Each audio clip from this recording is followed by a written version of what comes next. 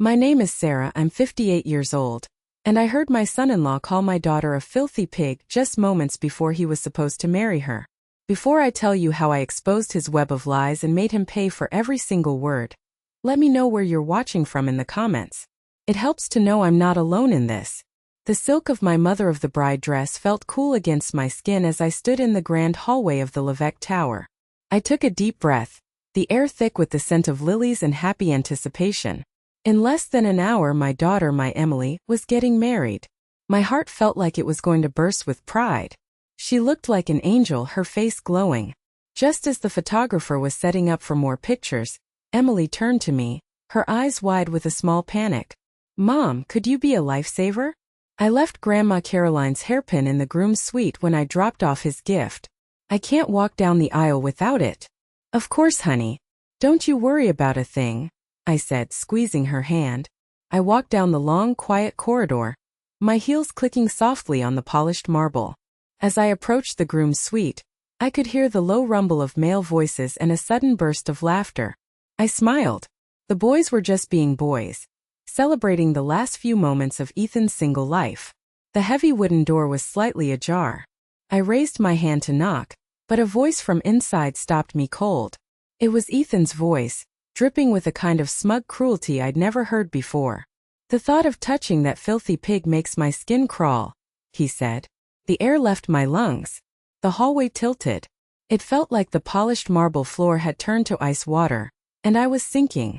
My blood didn't boil, it froze. It couldn't be. He couldn't be talking about my Emily.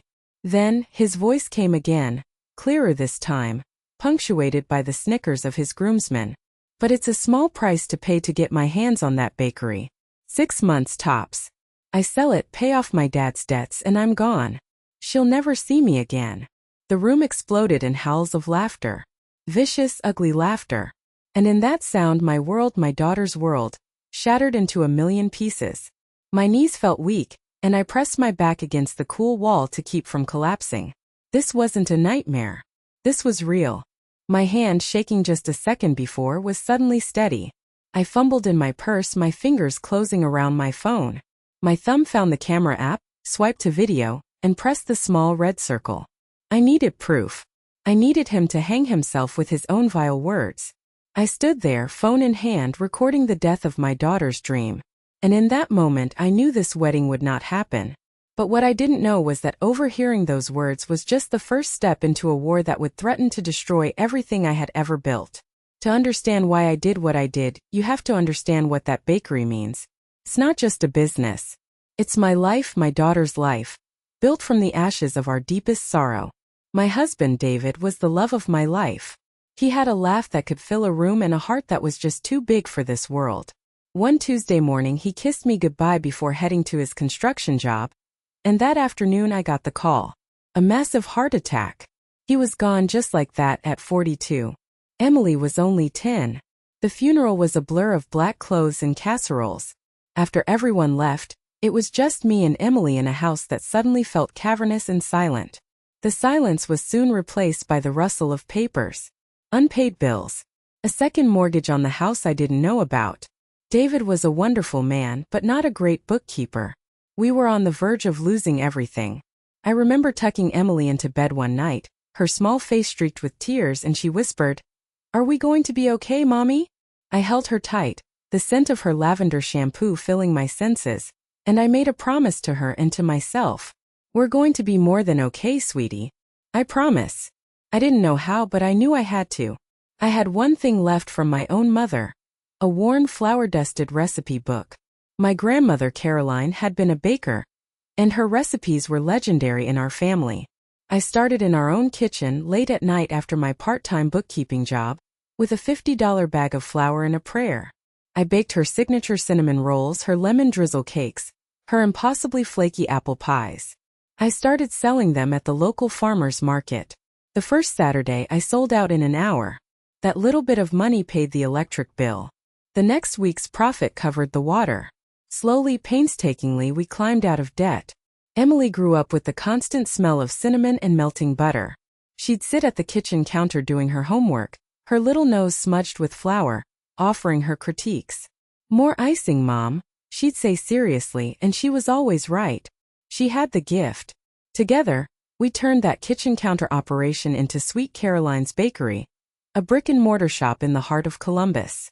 We worked side by side, mother and daughter. We painted the walls ourselves, chose the checkered tablecloths, and cried tears of joy the day we hired our first employee. That bakery wasn't just built on flour and sugar. It was built on my sleepless nights and Emily's unwavering belief in me. It was our fortress, our legacy. Then Ethan walked in.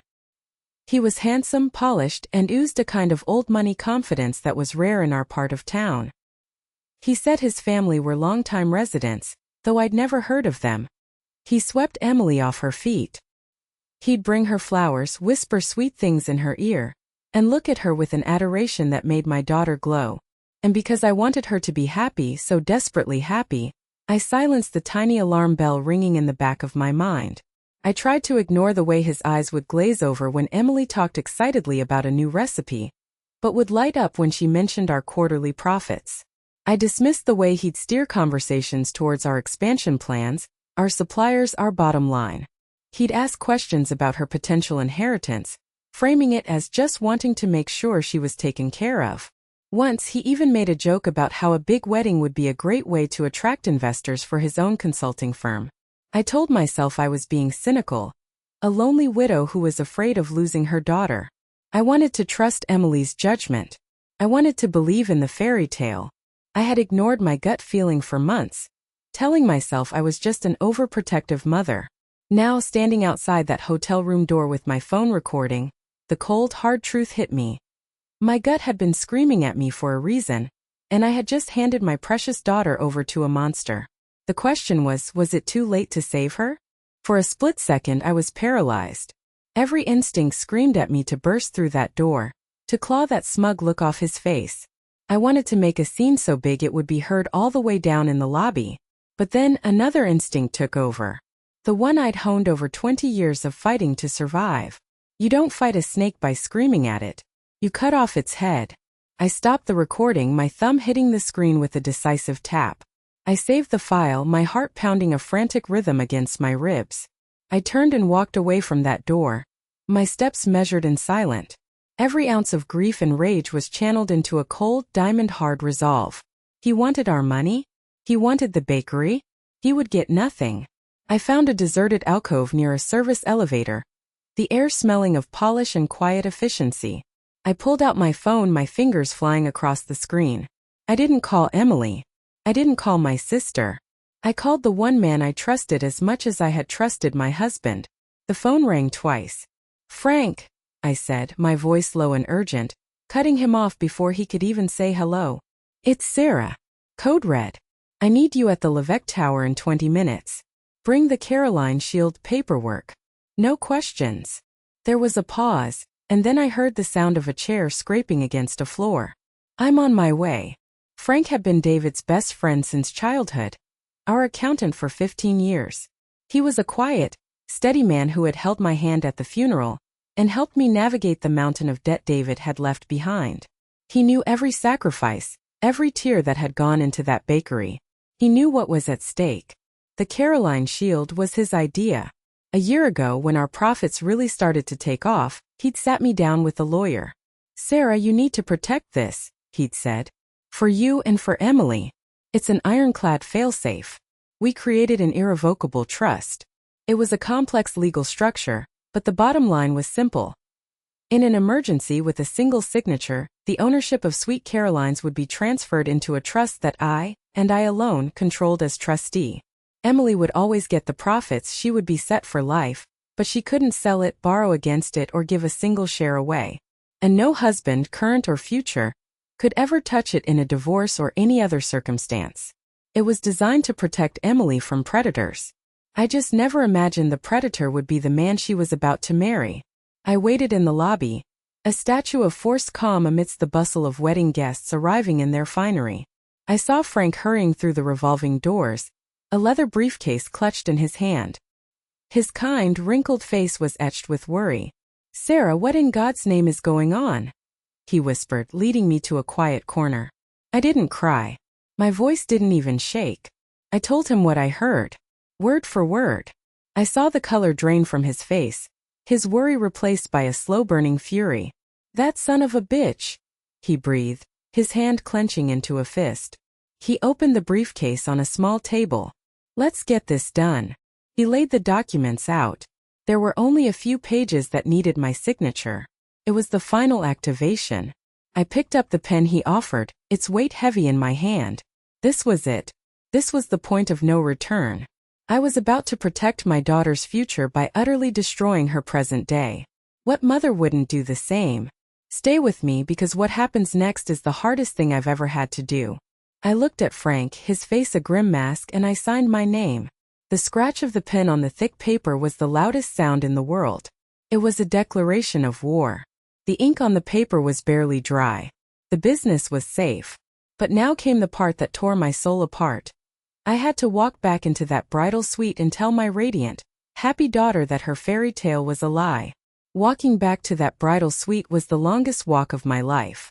With every step, the beautiful illusion of the day crumbled a little more. The white roses lining the hallway seemed to wilt as I passed. The joyful music drifting from the ballroom sounded like a funeral dirge. I pushed open the door. The room was a hive of happy chaos. The bridesmaids were laughing. Emily's makeup artist was applying a final touch of gloss to her lips. And there was my daughter sitting in a silk robe, a vision of pure, unadulterated joy. She saw me in the mirror and her face lit up. "Mom, you got it. Thank you," she said, her smile so bright it was like looking at the sun. And I had to be the one to extinguish that light. Her smile faltered as she saw my expression. The laughter in the room died down. "Mom? What's wrong? You look like you've seen a ghost." I couldn't speak in front of everyone. I just gave a small shake of my head and gestured for the others to give us a moment. They filed out silently, casting worried glances back at us. When the door clicked shut, the silence was deafening. "Mom, you're scaring me," Emily whispered, standing up. I took her hands in mine. They were cold. "Honey," I started, my voice cracking for the first time. "Honey, we need to talk about Ethan." I told her everything. I didn't soften the words. I didn't protect her from the ugliness. I repeated what I heard, word for vile word. I watched her face go through a storm of emotions. Confusion, disbelief, and then a flash of anger. Not at Ethan, but at me. She pulled her hands away. "No," she said, shaking her head. "No, you must have misheard. You've never liked him, Mom. You've always thought he was after our money. Why are you doing this today? Why are you trying to ruin my wedding?" Tears streamed down her face, carving paths through her perfect makeup. It was like a knife in my heart. "Because I would rather you hate me for the rest of your life than let you marry a man who despises you," I said, my voice thick with my own unshed tears. "I wish I was wrong, honey. I truly do. I want to talk to him," she decided, her chin trembling. "I'm going to call him. I want to hear it from him." "Okay," I said, my resolve hardening. "Then he should come here. And he can say it to both our faces." She snatched her phone and dialed, her fingers shaking. "Ethan, I need you to come to my suite. Now. It's an emergency." We waited in a tense, suffocating silence. A few minutes later there was a sharp knock on the door. Ethan breezed in, a perfect picture of the handsome, concerned groom. He was wearing his tuxedo, a white rose in his lapel. "Emily, darling, what's wrong?" he said, his voice smooth as butter. Then he saw me, and for a fraction of a second, his charming mask slipped. A flicker of cold calculation crossed his eyes before he replaced it with a look of polite concern. "Sarah, is everything all right?" Emily didn't let him get any closer. "My mother," she began, her voice shaking. "She says she heard you talking with your friends. She says you called me a pig." The word hung in the air, ugly and obscene. Ethan actually laughed. It was a short, sharp sound of disbelief. He looked from Emily's tear-stained face to me, his expression hardening into one of condescending pity. "Oh, Emily. Honey, your mother is upset. She's emotional. She's never approved of me, you know that. She's inventing this because she can't stand to see you happy with someone else." He turned his full attention to me. "How dare you?" he hissed. "How dare you try to poison your own daughter's mind on her wedding day? Prove it," he challenged me, crossing his arms, smug and confident. It's your word against mine. I didn't say a word. I just lifted my phone, my hand as steady as a rock, and I pressed play.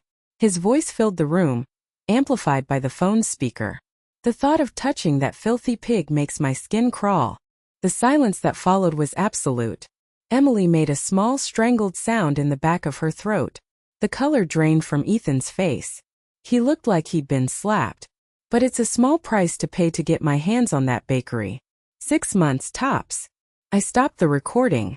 Emily was staring at him, her face a mask of utter horror and devastation. That's not all, I said, my voice cold as steel. I walked over to my purse and pulled out a folded document. I opened it and held it out for him to see. It was a copy of the signed trust agreement. I activated this an hour ago. You will never ever touch a single cent from Sweet Caroline's. The business is protected. Emily is protected. From you. I watched his face as he scanned the legal jargon. The shock turned to disbelief, and then to pure, unrestrained fury. The charming mask didn't just slip. It shattered. His face twisted into a snarl of pure hatred. He snatched the paper from my hand, crumpled it into a tight ball, and threw it on the floor. You bitch! He spat, his eyes boring into me. He took a step towards me, his hands clenched into fists. Get out, Emily whispered. He ignored her, his focus entirely on me. You think you're so smart. You have no idea who you're messing with. I said, get out. Emily screamed, her voice cracking with pain and rage. She grabbed a heavy glass vase of white roses from her vanity table and hurled it at the wall next to his head. It exploded, sending water, glass, and petals everywhere. Ethan flinched back, stunned. He looked at the shattered vase, then at Emily, then at me. The hatred in his eyes was terrifying. You will regret this, he seethed, pointing a shaking finger at me. Both of you. He turned and stormed out of the room, slamming the door so hard the walls shuddered. As I held my sobbing daughter in my arms, amidst the ruins of her wedding day, I felt a strange mix of relief and dread. I had saved her from a monster, but his final threat echoed in my ears. I thought the worst was over. I was so wrong. The next morning the world exploded. I had just managed to get Emily to sleep, after a night of holding her while she cried until she had no tears left. I was sitting at my kitchen table, nursing a cup of coffee I couldn't taste, when my phone started buzzing. It wasn't just one buzz. It was a constant, frantic vibration. Texts, notifications, missed calls. It felt like the phone was going to jump right off the table. With a sense of dread, I unlocked it. A text from my friend Linda was at the top. Sarah, have you seen Facebook? Don't look. Of course, that just made me look faster. I opened the app and there it was. A public post from Ethan. It had already been shared over 1,000 times. There was a picture of him and Emily, one of their engagement photos where they both looked so happy, and underneath it, a novel. He wrote about his broken heart. He wrote about his deep love for Emily, a love that had been tragically sabotaged. He painted a picture of me as a manipulative, controlling monster, a lonely widow who couldn't bear to lose her only daughter, her meal ticket.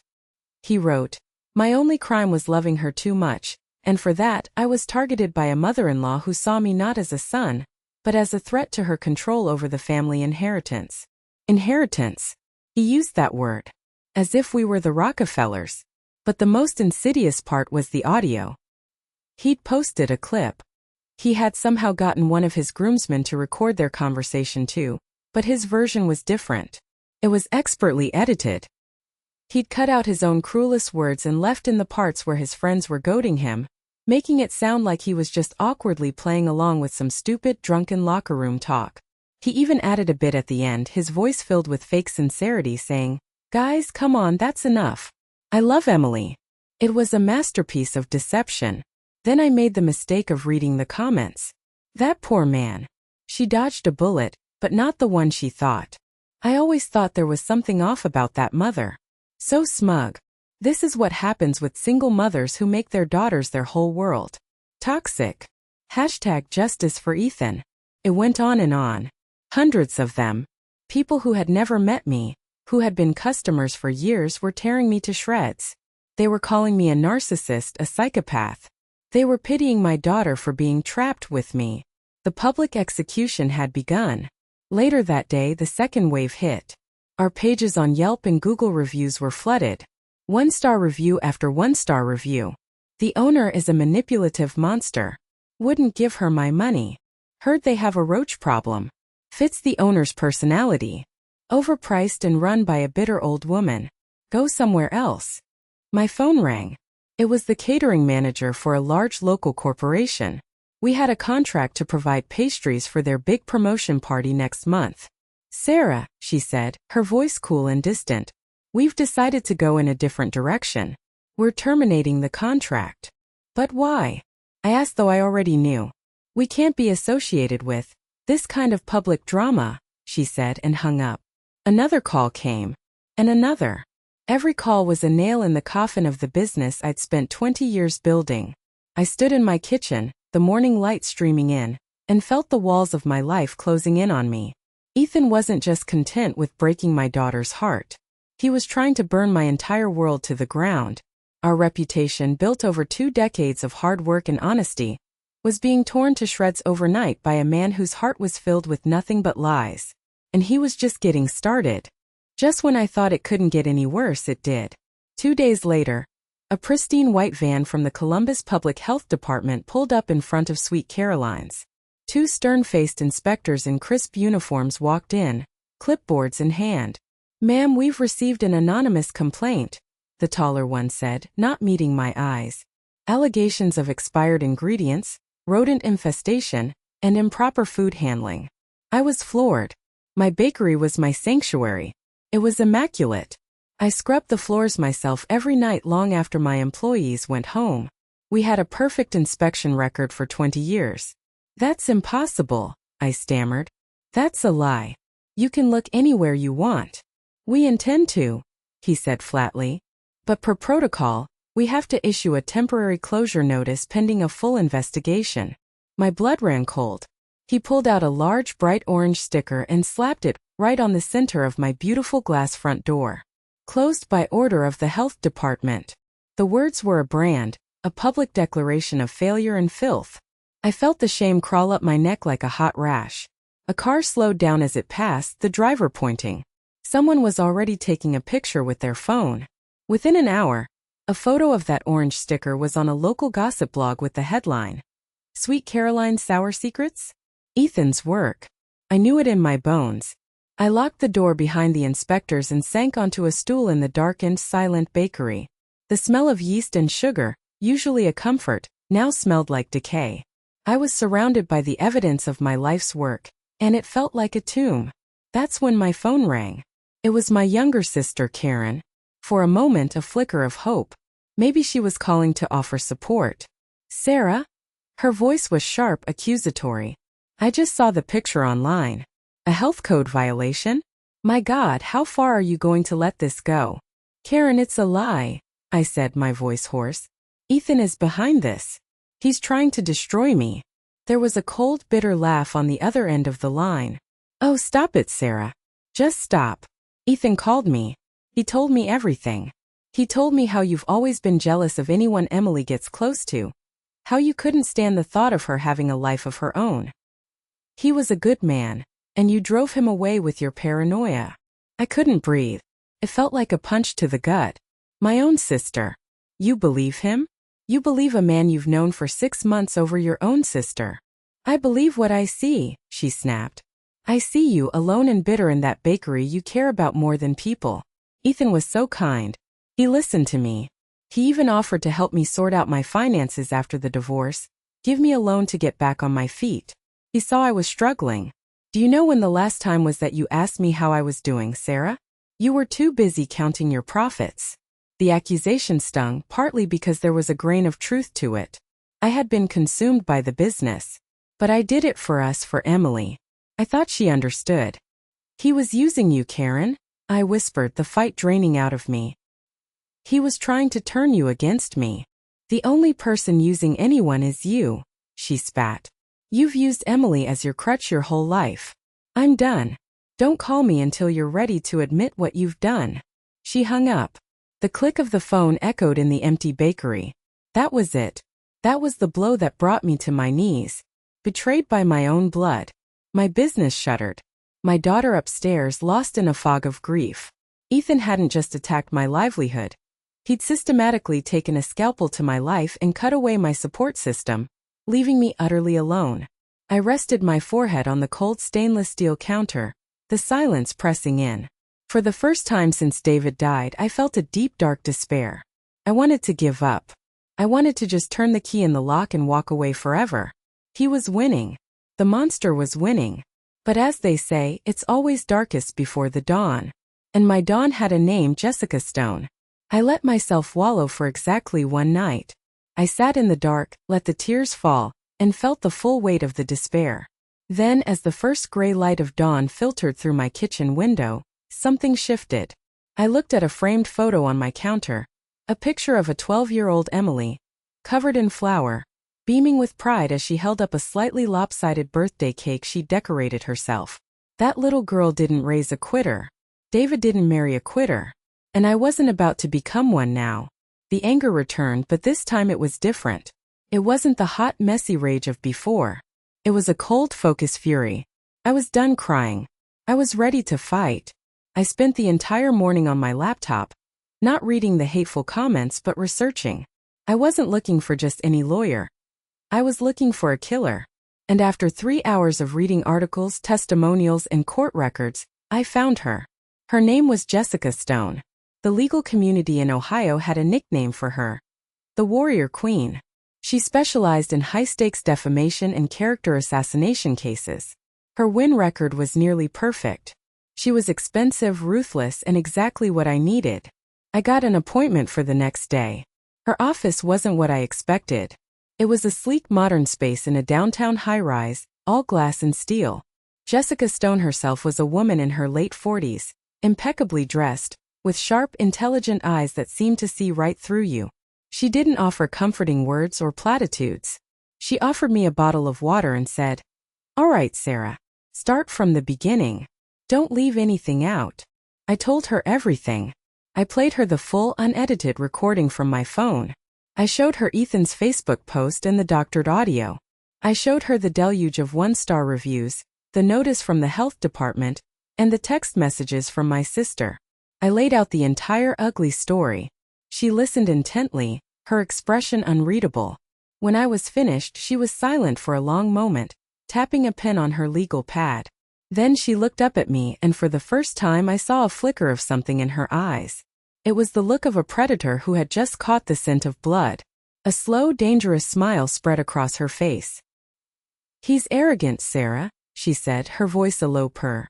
"And arrogant men make mistakes. Big ones. This isn't a defense case. This is a slaughter." The force of her confidence was like a physical blow. It was intoxicating. "We're not just going to defend against his frivolous claims," she continued, her energy rising. "We're going to countersue him into the Stone Age. We'll file for defamation, tortious interference with business, intentional infliction of emotional distress. The works. We will subpoena his financials, his phone records, his friends. We will strip him bare, piece by piece, in a court of law." She leaned forward, her eyes locking onto mine. "But I need you to understand. This will be a fight. It will be expensive and it will be nasty. His kind of man doesn't go down easy. They will dig into your life, your past, your finances. They will try to paint you as an unstable, vindictive woman. It will feel, in many ways, like a second, more brutal divorce.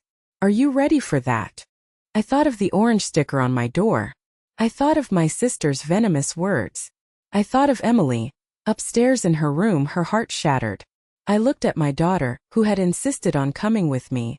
Her eyes red-rimmed, but a spark of defiance now lit within them. I looked back at Jessica Stone, the Warrior Queen. "I've been ready my whole life," I said. "Let's burn him to the ground." The battle lines were drawn. It was no longer just about a broken heart or a bakery. It was about truth versus lies, right versus wrong. And I was ready to mortgage my house, to sell everything I owned, to make sure the truth won. Jessica's team moved with the speed and precision of a military unit. Within 48 hours, our countersuit was filed. The first thing they did was hire a forensic audio expert. He analyzed Ethan's edited recording and my original file. His report was damning. Ethan's version showed clear signs of manipulation.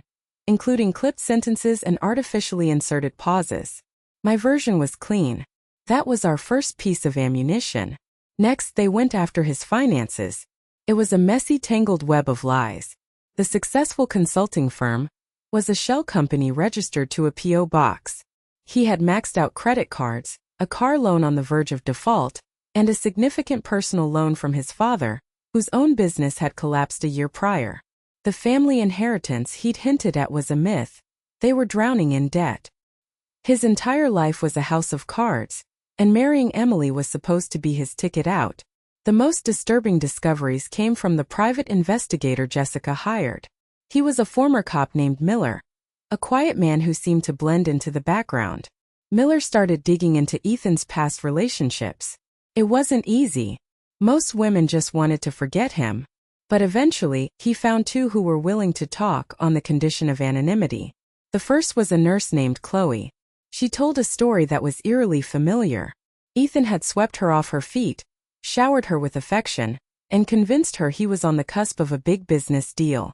He'd talked her into co-signing on a business loan for $30,000.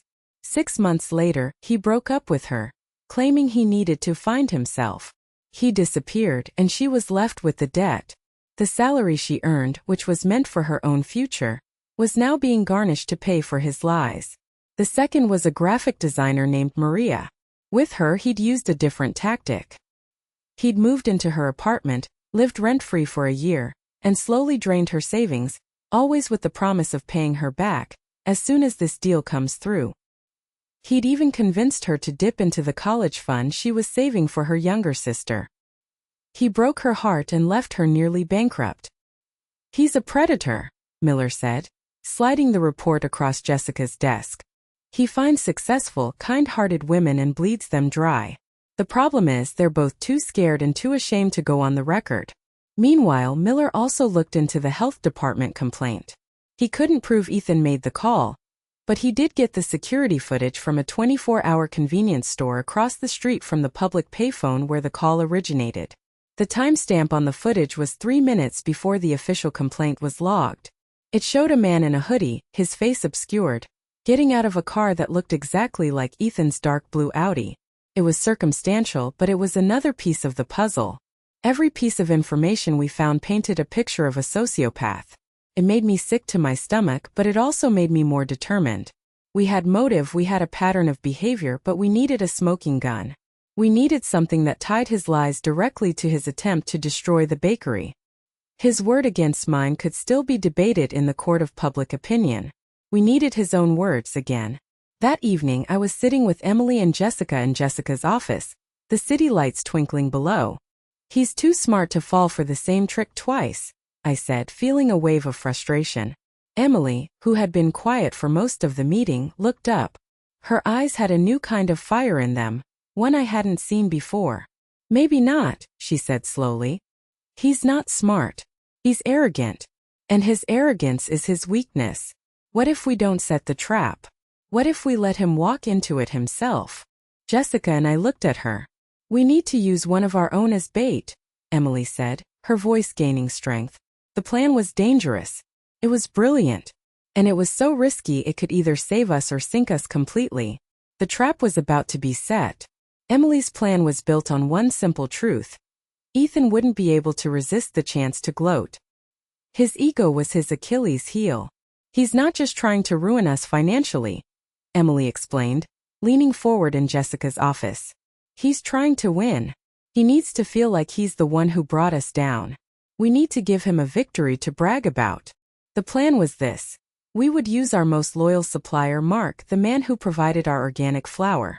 Mark was a third-generation farmer, a man whose handshake was his bond. He'd known me since before David passed away. We would have Mark call our main competitor, a larger bakery called the Golden Crust, whose owner we knew was ruthless. Mark would offer them an exclusive contract, effectively cutting off our main supply of high-quality flour. The key was, he would hint that he was doing it because he'd lost faith in Sweet Caroline's future. We were betting that news would get back to Ethan, and he would see it as a major win in his campaign. Jessica refined the plan, ensuring every step was legally sound. "Mark can't mention Ethan first," she instructed. He has to let Ethan bring it up. The conversation has to be initiated by Ethan's side to show his intent. This can't look like entrapment. Convincing Mark was the easiest part. When I called him and explained the situation, there was a long silence on the other end of the line. Then he said, his voice thick with anger, "Sarah, you and David gave me my first big order when my dad's farm was about to go under. That boy is messing with my family. You just tell me what I need to do." The first phase went perfectly. Mark called the golden crust. 2 days later, Mark got the call we were waiting for. It wasn't from the golden crust. It was from Ethan himself. "Mr. Jensen." Ethan's voice was smooth and confident. "I heard you're making some smart business moves. I think you and I should talk. I'm putting together a group of local investors to reshape the city's culinary landscape. I think you'd be a valuable partner." The meeting was set for a quiet corner booth at a downtown steakhouse. Ethan's choice, a place to show off. The day of the meeting, Jessica's investigator fitted Mark with a state-of-the-art microphone, so small it looked like a button on his plaid shirt. "Remember, Mark," Jessica said, looking him straight in the eye, "you're just a farmer, worried about your business. Let him talk. Let him brag." Emily and I waited in Jessica's office. A speakerphone patched into the live feed from the microphone. The sound was crystal clear. We could hear the clink of glasses, the low murmur of the restaurant. Then we heard Ethan's voice. "So, Mark, I have to say, I admire a man who knows which way the wind is blowing. Leaving a sinking ship like Sweet Caroline's is the smartest thing you could do." "Well, a man's got to look out for his family," Mark said, his voice a perfect blend of country charm and business sense. "I just heard you were involved in putting together this new supplier deal with Golden Crust, and I wanted to hear it from the horse's mouth." We held our breath. This was the critical moment. Ethan laughed, a low, self-satisfied chuckle. "Let's just say I'm a silent partner. I'm helping them consolidate the market. And the first step to consolidation is eliminating the weak competition. I'm teaching that old hag Sarah a lesson in humility." My hand flew to my mouth. Emily squeezed my arm, her knuckles white. Mark played his part beautifully. "Wow. So all that stuff on the internet, that was you." "Every last word," Ethan boasted, his voice swelling with pride. "The health inspector? My compliments. The review bombing? A stroke of genius if I do say so myself. You have to attack on all fronts. Destroy their reputation, then strangle their supply line. It's business 101. "So this isn't just about making money?" Mark asked, his voice full of fake admiration. "Money is a happy byproduct," Ethan said, and his next words chilled me to the bone. "This was never about business, Mark. This is personal. This is about making that woman pay for humiliating me. Once Sweet Caroline's is a pile of rubble and she's had to sell her house, I'll convince my new investors to drop suppliers like you. You're just a pawn in a much bigger game. The real prize is watching her lose everything she loves." We had it. We had everything. The arrogant, hateful monster had walked right into our trap and handed us the sword to slay him with. Emily and I looked at each other, tears streaming down our faces, not of sadness but of pure, unadulterated relief. The next morning, Jessica Stone called a press conference. The press conference was held in a conference room at a hotel, the same one where the wedding was supposed to have taken place. The irony was not lost on me. The room was packed. Every local news station was there, along with reporters from every blog and newspaper that had gleefully dragged our names through the mud. They smelled blood in the water again, but this time it wasn't ours. Jessica Stone stood at the podium, a picture of calm, lethal competence. Emily and I sat in the front row. I held her hand and it was steady. "Good morning," Jessica began, her voice cutting through the chatter. "For the past few weeks, my clients Sarah and Emily Parker have been the victims of a vicious and calculated campaign of public defamation. Today we are here to set the record straight. We're here to present the truth." She didn't waste time. She started by playing my original, unedited recording from the wedding day. The room fell silent as Ethan's cruel words about my daughter filled the air. You could feel the mood in the room shift. Reporters who had been lounging in their chairs sat up straight.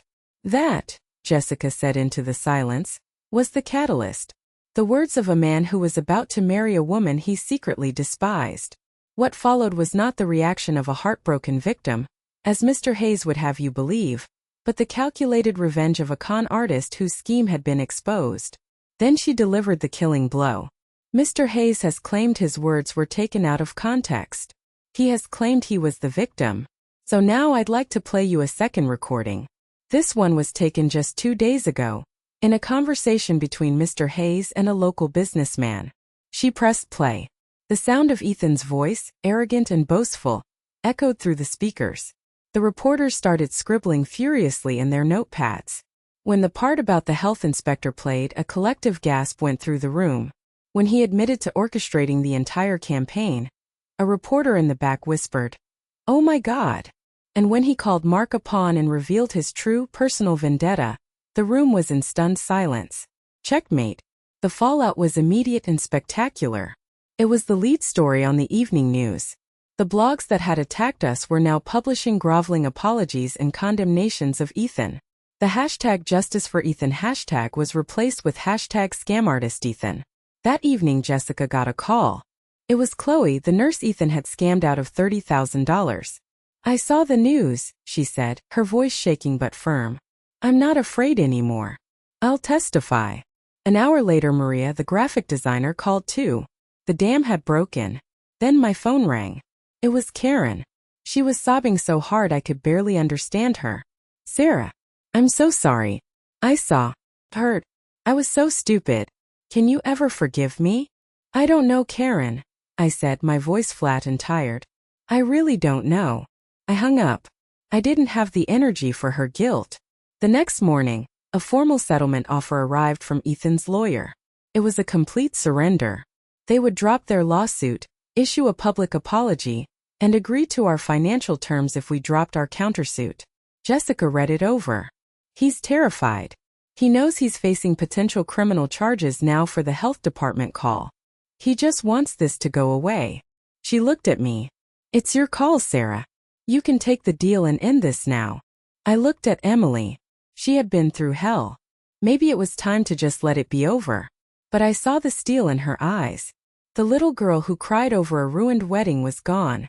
In her place was a woman. "No," Emily said, her voice clear and strong. "No deal. He didn't just lie. He tried to destroy people. He tried to destroy our lives. Let him face a judge. Let the world see him for exactly what he is." I had never been more proud of her in my life. The court date was 3 months later. It was almost an anticlimax. Faced with the mountain of evidence and the testimony of 2 other victims, Ethan's case crumbled. The judge was merciless in his summary. He called Ethan's actions a campaign of sociopathic cruelty. He was found liable on all counts: defamation, tortious interference, and intentional infliction of emotional distress. He was ordered to pay us a substantial sum in damages, enough to cover all our legal fees, lost business, and then some. He was also issued a permanent restraining order. We had one. The war was over. But victory in a battle like this always comes with scars. Now we had to figure out how to heal. The day after the verdict, we put a simple handwritten sign in the window of Sweet Caroline's. "Reopening Saturday. We've missed you." That Saturday morning I was a nervous wreck. What if no one came? What if the damage was permanent? Emily squeezed my hand. "It's going to be okay, Mom." At 8 a.m. I unlocked the door. There was already a line. It wasn't just a line. It stretched down the block and around the corner. When I opened the door, the first woman in line, a customer I'd known for years, just walked up and gave me a hug. "We're so glad you're back," she whispered. And then the place was flooded. People weren't just buying pastries. They were sharing stories, offering support, leaving flowers on the counter. A local TV crew showed up. That day we sold more than we ever had in a single day in our history. It felt like the whole city of Columbus was wrapping its arms around us. Our story had become something bigger than us. It was a story of resilience, of a mother and daughter who had stood up to a bully and won. We started getting invitations to speak at women's business conferences and entrepreneurship events. At first, Emily was hesitant. The thought of talking about her deepest humiliation in public was terrifying. But at the first event, after she haltingly told her story, a young woman came up to her, tears in her eyes. "I think I think my fiancé is like that, she said. He's always making little jokes about my salary being more than his. He manages my finances for me. I thought I was crazy. Emily talked with her for nearly an hour. When we got in the car to go home, Emily was quiet. Then she said, I get it now, Mom. If my pain can prevent someone else from going through the same thing, then it wasn't all for nothing. That was the beginning of her new purpose. She started a blog called The Red Flag Bakery. She wrote about the subtle signs of financial and emotional manipulation. She shared her story not as a victim, but as a survivor. It resonated with thousands of women. She was turning her poison into medicine. The money from the settlement arrived. After paying Jessica and putting a large sum aside to secure the bakery's future, we sat down to decide what to do with the rest. We could have taken a vacation, bought new cars, but that didn't feel right. I want to start a fund, Emily said. A small one at first. Let's call it the Caroline Shield Fund. We can offer grants to help women in difficult domestic situations pay for legal advice. For women trying to get out of situations like mine, or worse, dealing with custody battles or a divorce where they are being financially bullied. And so we did. We partnered with a local women's shelter. It was the most meaningful thing I've ever done. My sister Karen and I started talking again. It was awkward at first. She had been profoundly humbled and was deeply ashamed. I invited her over for dinner. There were a lot of tears. I told her I forgave her and I meant it. Healing a wound that deep takes time, but she was my sister. Life is too short to throw family away, even when they break your heart. One evening, months later, Emily and I were closing up the bakery. We were tired, our aprons dusted with flour, but it was a good kind of tired. The air smelled of cooling bread and success. You know, Emily said, wiping down the counter. For a while there, I thought he had destroyed me. I thought I would never trust anyone again. And now? I asked softly. She looked around the bakery, at the business we had saved, at the life we had rebuilt. She smiled, a real genuine smile that reached her eyes. Now, she said, I know he didn't destroy anything. He just cleared the path for who I was supposed to become. We rebuilt our lives stronger and wiser than before. But there was one final lesson I had to learn. A lesson not about revenge, but about letting go and truly moving forward. About a year after the trial, a publisher from New York contacted us. They'd read about our story in a magazine article and wanted to know if we would be interested in writing a book. My first reaction was to say no. I was tired of reliving the nightmare. But Emily saw it differently. Mom, this is our chance to tell our story in our own words. The whole story. Writing that book was one of a kind of therapy. We spent weekends at my kitchen table with a laptop and a pot of coffee, piecing together the timeline of our lives. We laughed about the early days of the bakery, the burnt batches and the decorating disasters. And we cried when we had to write about Ethan. Forcing ourselves to put the ugliest moments into words was painful, but it was also cathartic. It took the power away from the memories. During those long writing sessions, Emily and I had some of the most honest conversations of our lives. One afternoon, she looked up from the laptop and said, You know, the weirdest thing is, if I had married him, everyone would have thought I was a success. On paper, I'd have had it all. The handsome, wealthy husband, the big house. And I would have been miserable. I would have been living a lie, my soul shrinking a little bit every day. She took a sip of her coffee. I've been thinking a lot about what success really means. We're taught that for women, the ultimate promotion in life is a successful marriage. It's not true. The ultimate success is being true to yourself. I reached across the table and squeezed her hand, my heart swelling with a love so fierce it almost hurt. You are the most successful person I know, Emily. It was then that she told me her new plan. I've been accepted, Mom, to the MBA program at Ohio State. I want to learn everything there is to know about business. I want to franchise Sweet Carolines. I want to build an empire, not because I need to prove anything, but because I know we can. And in that moment I realized something profound. My whole life I thought my greatest achievement was building that bakery from nothing. I was wrong. My greatest achievement was sitting right across from me. My legacy wasn't a business. It was this incredible, resilient, brilliant woman. I had raised a queen. The book was published. We called it The Baker's Dozen, a recipe for resilience. did surprisingly well. But the best part was the letters and emails we received. Women writing to say our story gave them the courage to leave a bad relationship, to start their own business, to stand up to a manipulative family member. Life found a new, happy rhythm. Emily excelled in her MBA program. I started stepping back from the day-to-day operations of the bakery, letting Emily take the lead. I trusted her completely. I even started dating again, a kind widower who was a retired history professor and thought my cinnamon rolls were the pinnacle of human achievement. I tell this story now not to shame a pathetic, broken man. His company went bankrupt, and the last I heard he was living in another state, his reputation in tatters.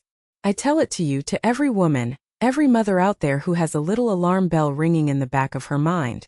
Trust it. Your intuition is your superpower. Never, ever be afraid to tear down a picture-perfect facade to protect the people you love. The truth can be brutal. It can burn your life to the ground. But from those ashes, something stronger and more beautiful can rise. The fight is always, always worth it. Thank you so much for listening to my story. It means the world to me to be able to share it. Now I have a question for you. Have you ever had a gut feeling about someone? A red flag that you ignored at first? Share your experience in the comments below. Let's make this a space where we can all learn from each other and feel a little less alone. And if my story resonated with you, please consider giving it a like and subscribing to the channel. You never know whose life you might change.